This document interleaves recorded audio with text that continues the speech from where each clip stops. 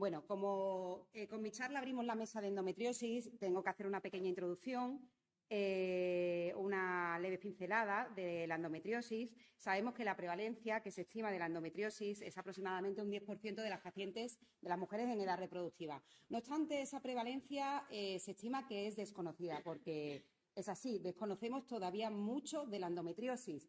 Se define como una enfermedad que permanece siendo enigmática por todos los enigmas que quedan por descubrir y están en actualización y en investigación. ¿Pero qué sí sabemos con certeza de la endometriosis? Pues vamos a enumerar lo que podemos decir.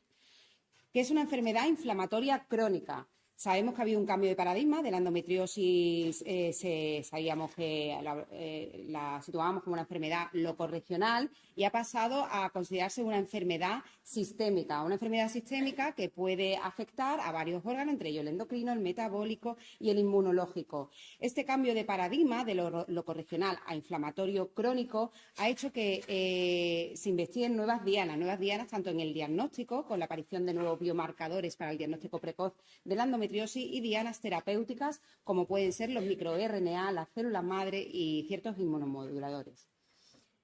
¿Qué también sabemos de la endometriosis? Que es una enfermedad estrógeno dependiente. Sabemos que la endometriosis es una dominancia de los estrógenos a nivel local, a nivel de los focos de la endometriosis.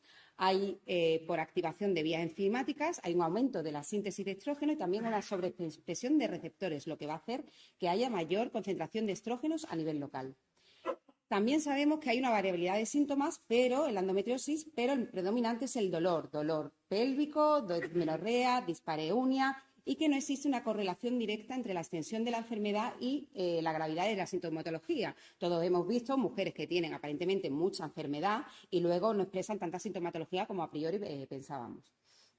Y que el dolor en la endometriosis puede ser nociceptivo, neuropático y o nociplástico. ¿Qué quiere decir eso? Que el dolor puede evolucionar de ser una lesión o inflamación local, que es el dolor nociceptivo, puede ser un dolor por lesión o invasión de los nervios, que hablaríamos ya de un dolor neuropático, o puede haber una alteración en esa percepción central del dolor, que ya hablaríamos de un dolor nociplástico o sensibilización central del dolor. Y por último, bueno, y también del tratamiento de endometriosis, ¿qué sabemos con certeza? Sabemos que cuál tiene que ser el objetivo de nuestro tratamiento, tiene que ser preservar la calidad de la vida de estas pacientes con el control clínico de los síntomas que tienen, preservar la fertilidad y evitar la progresión o recurrencia de la enfermedad. Que es importante realizar un diagnóstico y un tratamiento precoz de la endometriosis. Sabemos que hay una demora en el diagnóstico de la endometriosis, una media de 7 a 10 años que tardamos en diagnosticar en una paciente endometriosis, y se preconiza que es importante ese diagnóstico precoz y un tratamiento en las pacientes adolescentes. Nos hablan del intervalo de edad antes de la edad adulta, antes de los 25 años, para realizar ese diagnóstico y ese tratamiento.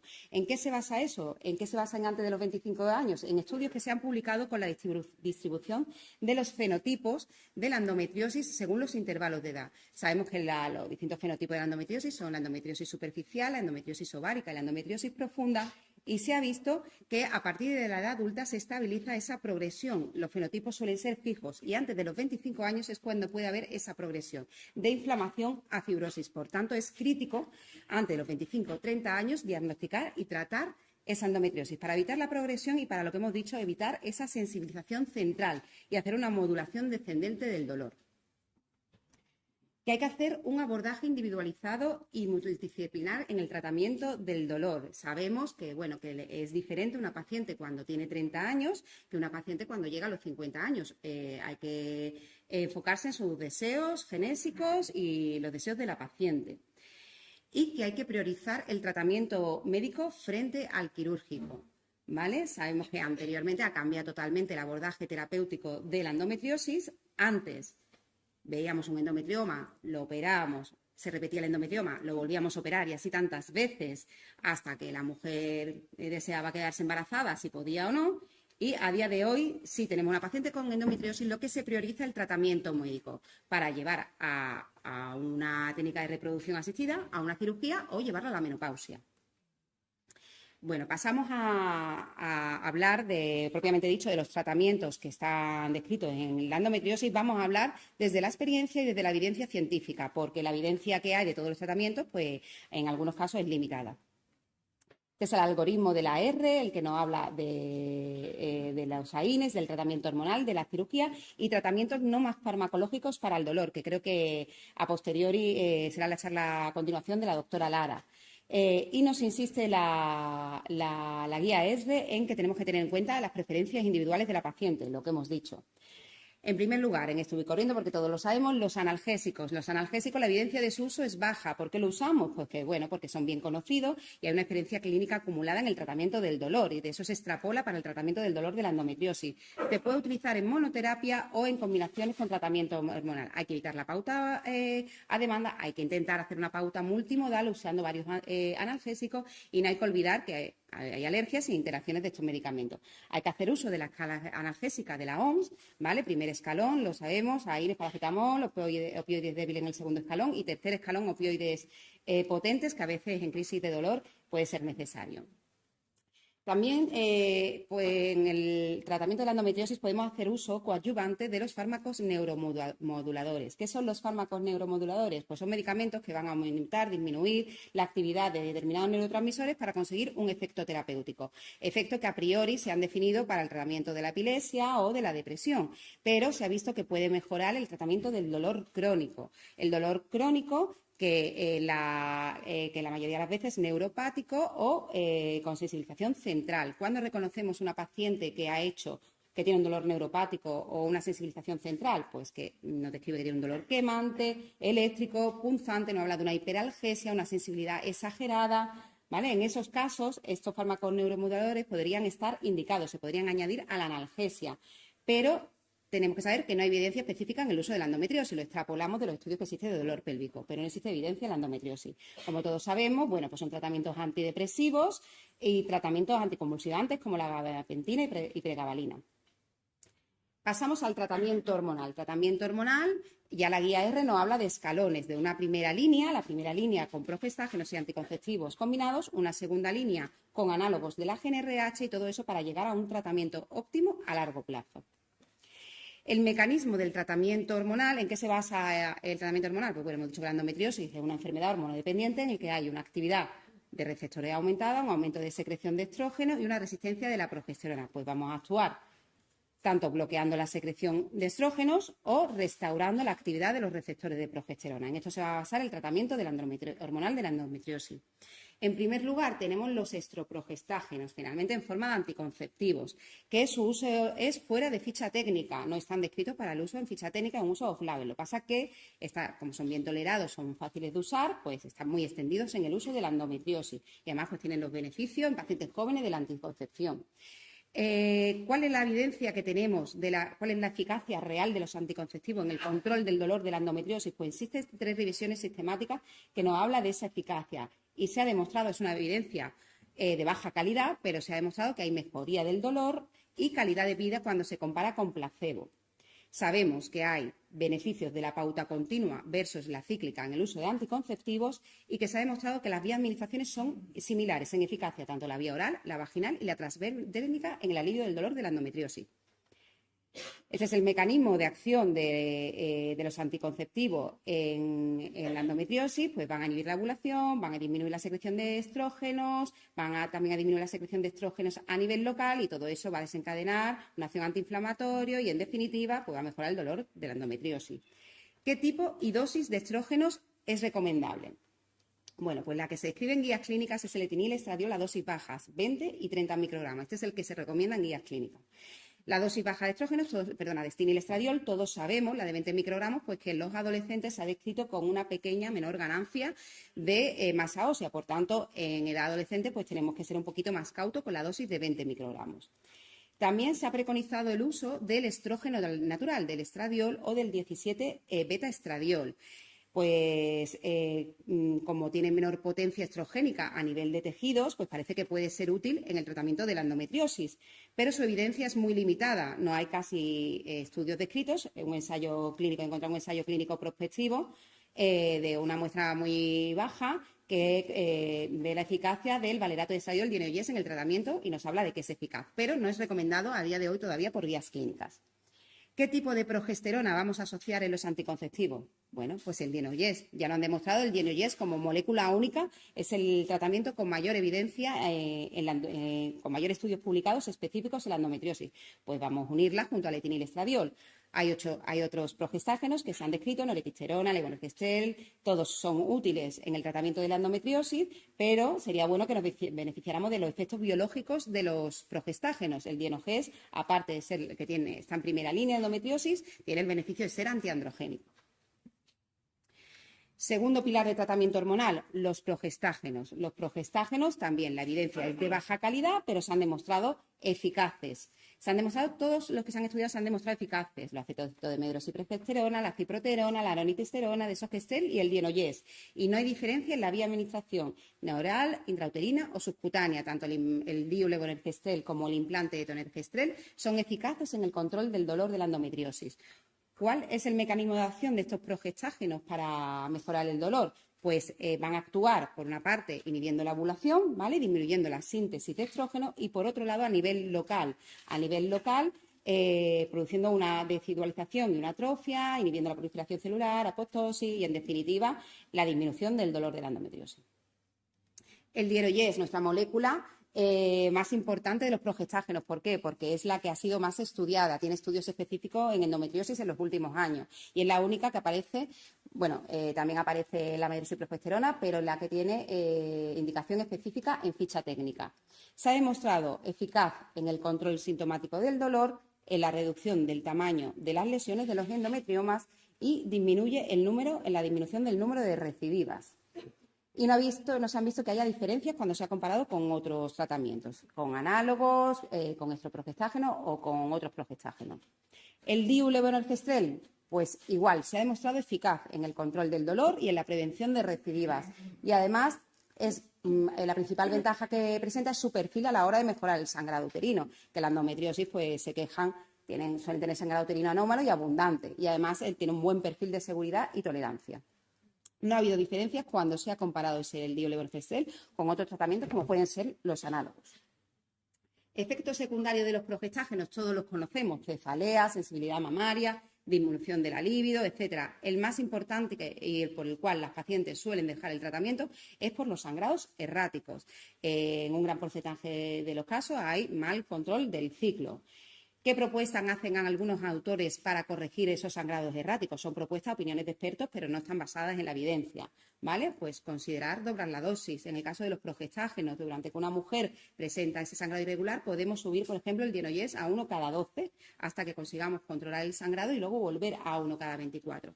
E incluso hay autores que preconizan la vía vaginal de los progestágenos, sobre todo si hay efectos secundarios con la vía oral. La vía vaginal la propone Banuccini en un estudio a largo plazo sobre el Dienoges, en el que compara el Dienoges oral con el Dienoges vía vaginal y demuestra que existe el mismo control del dolor. Ya le he dicho, esto no hay evidencia, hay estudios sobre progestágenos, dispositivos vaginales, pero a día de hoy, y todos se basan en eso, en que la vagina pues, es una superficie muy útil, con una absorción muy rápida y encima nos vamos a beneficiar del efecto del primer paso uterino, es decir, lo primero que pasa por el útero y el cual, pues si tiene sintomatología como dismenorrea o sangrado abundante, se puede beneficiar de esta vía vaginal.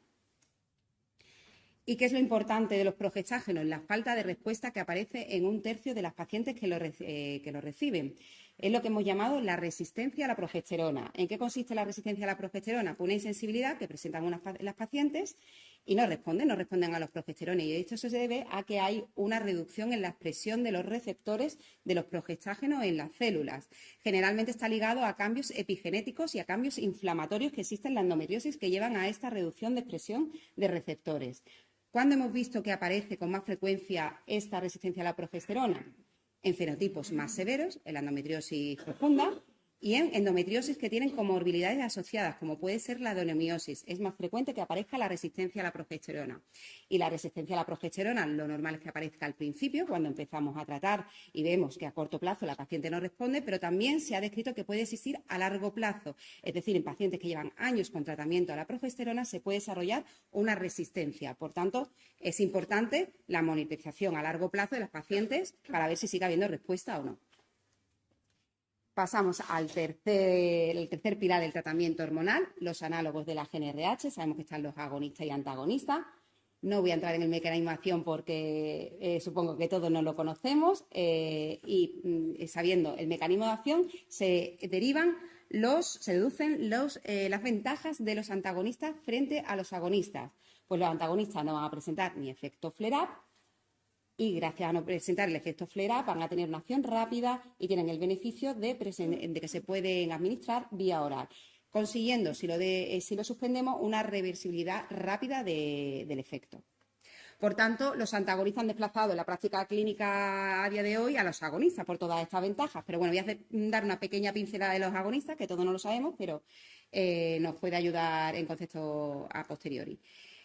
Existe baja evidencia, pero se ha demostrado que es eficaz en el control del dolor. No ha habido diferencias cuando lo hemos comparado con otros tratamientos y sabemos que los efectos secundarios más importantes son los derivados del hipoestrogenismo, los sofocos y la pérdida de OSA. Está demostrado que añadir terapia ADVAB puede mitigar todos esos síntomas. ¿Qué se ha demostrado de la terapia ADVAB junto a los agonistas? Y de ahí deducimos lo que tenemos actualmente con los antagonistas. Pues se ha visto que no va a reducir la eficacia del agonista, la eficacia analgésica cuando se une al agonista. Va a mejorar la calidad de vida y va a preservar la masa ósea. Terapia ADVAB, ¿cuáles han sido las que más han sido estudiadas junto a las agonistas con mayor evidencia científica y recomendada en guías clínicas?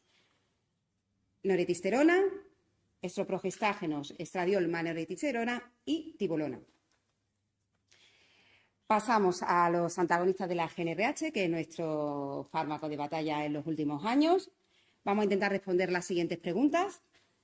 ¿Qué antagonistas disponemos en el mercado? ¿Cuál es la evidencia científica en el tratamiento de la endometriosis que tiene cada antagonista? Si podemos comparar ambos antagonistas y cómo lo insertamos en el algoritmo terapéutico a día de hoy con todo lo que tenemos. Vale. A día de hoy lo que tenemos para el uso de la endometriosis con indicación en ficha técnica es el Relugolis 40 con la terapia hormonal integrada, estradiol más noretisterona. La otra molécula que tiene indicación en ficha técnica para la endometriosis es el Linzagolis 200, pero siempre con terapia hormonal añadida, añadiéndole estradiol más noretisterona. ¿Vale? El Linzagolis 100, que es el otro fármaco que conocemos, el otro antagonista que conocemos, no ha sido aprobado por la Agencia Europea del Medicamento para la indicación de endometriosis. Eso lo tenemos que saber. ¿Sabemos cuál es el beneficio de los antagonistas? Pues que podemos hacer un bloqueo dosis dependiente, podemos hacer un bloqueo parcial o un bloqueo total. Con estas dosis que se han aceptado de antagonistas conseguimos un bloqueo total, pero al añadirle la terapia ADVAB nos vamos a beneficiar de menos efectos secundarios, teniendo siempre un control de síntomas, porque vamos a conseguir que el estradiol esté en el rango de la ventana terapéutica que se ha descrito en muchos estudios. Los estudios que han demostrado la eficacia de los antagonistas, de estos dos antagonistas en el tratamiento de la endometriosis, son estos. Respecto al Relugolis está el Spirit 1 y 2, son dos estudios pivotales que se publicaron en 2022 y luego hay un estudio de extensión en enero del 2024 a 2 años, el Spirit Extensión. Del Linzagolis, primeramente en 2020 hay un ensayo clínico, pero en fase 3 el único que hay publicado es en 2024, a 6 meses, donde se comparan diferentes dosis, es el Edelweiss 3. Bueno, pues para comparar estos estudios vamos a ver de forma breve cómo han sido diseñados y realmente se pueden comparar. El estudio Spirit, pues bueno, el estudio Spirit fueron 2 estudios pivotales similares que en total sumaron 1.261 pacientes y hubo 3 brazos de tratamiento. Esos 3 brazos de tratamiento hubo un punto de corte a los 6 meses, que ese es el Spirit 1 y 2. Y luego ha habido un estudio de extensión a 2 años con datos publicados. Sobre el estudio Edelweiss, que es el ensayo clínico en fase 3 sobre el Linzagolis, pues hubo 3 brazos de tratamiento, placebo, Linzagolis 75 y Linzagolis 200 con terapia hormonal complementaria, que era el estradiol y la noretisterona. Después sabemos que ha habido un estudio de extensión a 6 meses hasta completar el año, pero a día de hoy solo tenemos datos preliminares y no hay nada publicado oficialmente respecto a esos resultados. Pues a la hora de estudiar, ¿qué variables principales estudiaron? La dismenorrea y el dolor pélvico, pero la estudiaron de forma diferente. El estudio del VAIS usó una escala visual para puntuar ese dolor y el estudio Spirit usó una escala numérica. Por tanto, no podemos comparar mejoría de dismenorrea en uno y en otro, porque se midió totalmente diferente y hubo puntos de corte diferentes. La única variable secundaria que fue estudiada y que fue similar en ambos estudios fue el cuestionario EHP, que es un cuestionario de calidad de vida muy utilizado en la endometriosis. Bueno, vamos a ver qué nos dijeron en ambos estudios y a ver si podemos sacar alguna deducción. Vale, las poblaciones que se estudiaron en los dos, Spirit 1 y 2 y Edelweiss, fueron muy parecidas, ¿vale? La misma edad, la misma distribución de peso, muy parecido. Vamos a hablar un poquito de los datos de dismenorrea con el Relugoli. Pues sabemos que a los 6 meses hay una tasa de respuesta significativa en el control del dolor de la endometriosis, ¿vale? Cifras de 75% y que ellas se mantienen hasta los 2 años. Eso está demostrado. Hay solo punto de corte a los 6 meses, pero ya en el ensayo clínico nos habla de la mejoría que existe en los primeros meses. Al igual ocurre con el dolor pélvico no menstrual. Hay una tasa de mejoría descrita a los 6 meses. No es una tasa tan llamativa como la tasa de mejoría de la dismenorrea, pues quizá porque el dolor pélvico no menstrual tiene otros fenómenos de lo que hemos hablado, de centralización del dolor, que es difícil a veces pues, controlarlo con un antagonista. Este es el estudio Edelweiss que demuestra la eficacia del control del dolor con el Linzagoli. Vemos columna moradita. Son los datos, la tasa de respuesta de control del dolor con la dosis del Linzagoli 200 a los 3 meses fue significativa y esa mejoría se mantuvo, incluso se mejoró un poquito a los 6 meses. También se consiguió lo mismo con el dolor pélvico. El dolor pélvico mejoró a los 3 meses y a los 6 meses, pero no se consiguieron los mismos datos con la dosis, que es la columna verdecita, con la dosis baja, con la dosis de 75 miligramos. Se vio pues, que no se consiguió una reducción significativa del dolor pélvico no menstrual a los 3 meses. Pues seguramente por ese dato, Linzagoli a bajas dosis no ha sido incluido por la EMA, autorizado por la Agencia Europea del Medicamento para la endometriosis. Lo que hablábamos de esa variable que era similar, esa variable secundaria, el cuestionario de calidad de vida, el estudio Spirit, pues se consiguió una reducción de 32 puntos, cuanto es una escala que va del 0 al 100, cuanto menor puntuación, mayor calidad de vida. Se consiguió una reducción del 32-33 puntos a los 6 meses e igual se consiguió en el Edelweiss una reducción de 27-35 puntos. Bueno, pues de estos estudios podemos inferir que parece que la eficacia es similar de ambos antagonistas, ¿no? En el control de la dosis de 200 con terapia BAF junto al Relugol con terapia integrada. Pero nunca podemos realizar comparaciones directas porque son estudios diferentes, con muestras diferentes, con variables tomadas de forma diferente. ¿Cómo se van a insertar en nuestro arsenal terapéutico? Bueno, pues para eso tenemos que saber cuál es la evolución cronológica de las guías que tenemos para la endometriosis. Empiezo por arriba, en 2022, pues está la guía de la R, la guía europea, que todos conocemos para la endometriosis. En 2017 publican la ANAI su guía y luego la actualiza en 2024. Y la última que tenemos, más reciente, es la guía australiana para el manejo de la endometriosis. Además, en 2024, nos vamos abajo, en 2024 la guía NICE nos hace un informe técnico sobre el Relugol y sobre el Linzagoli en el tratamiento de la endometriosis, ¿vale? ¿Y qué tenemos a nivel nacional? Bueno, pues con la SEGO nos vamos a 2013, estamos un poquito atrás. Creo que necesitamos una actualización en el tratamiento, en una guía clínica por parte de nuestra sociedad científica. ¿Y qué podemos de estas guías clínicas, qué tiene recomendación fuerte? ¿Vale? ¿Qué podemos recomendar, tanto por la guía ESRE y como por la guía australiana? Pues bueno, pues en pacientes que tienen deseo genésico, en pacientes que quieren buscar embarazo, se ha demostrado que no es eficaz el tratamiento para la endometriosis para mejorar las tasas de embarazo, otra cosa para el control clínico del dolor, pero que el tratamiento de la endometriosis no va a mejorar las tasas de embarazo. Por tanto, hay que ir directamente al tratamiento de reproducción asistida o a buscar embarazo. Todas las guías plantean los 3 escenarios: el control clínico, el puente a la cirugía si generalmente se realiza y el tratamiento después de la cirugía. Como control clínico, ¿qué nos plantea la guía australiana? De primera línea, si la paciente, como os he dicho, no tiene deseo gestacional inmediato, empezar con una primera línea de tratamiento, que todos los tratamientos de primera línea, que son los anticonceptivos y los progestágenos, se han visto que son similares, entonces que tiene que ser una decisión compartida con la paciente, ¿vale? Entonces, ponemos la primera línea y si la paciente no mejora o presenta efectos secundarios, tenemos que cambiar. Nos plantea que cambiemos en 3 meses a otra primera línea o pasemos a una segunda línea. Es la primera vez que una guía clínica habla de un tiempo de prueba de tratamiento, 3 meses. Es importante porque, bueno, estamos acostumbrados a pacientes que llevan años probando con un tratamiento, pasamos a otro, no hay eficacia.